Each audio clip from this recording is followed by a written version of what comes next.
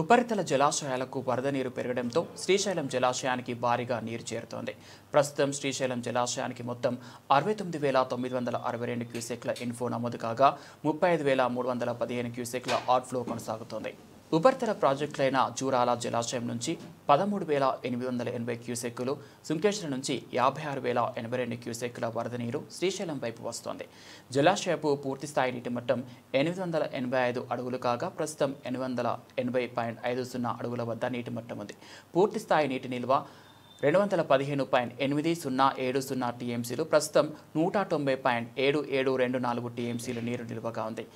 ఇదే సమయంలో కుడిగట్టు జల విద్యుత్ కేంద్రంలో విద్యుత్ ఉత్పత్తి నిలిచిపోయి ఎడమగట్టు జల విద్యుత్ కేంద్రంలో విద్యుత్ ఉత్పత్తి కొనసాగుతుంది. ప్రస్తుతం వరద నీటి ప్రవాహం కారణంగా శ్రీశైలం డ్యాం పరిసరాల్లో అధికారులు అప్రమత్తంగా ఉన్నారు.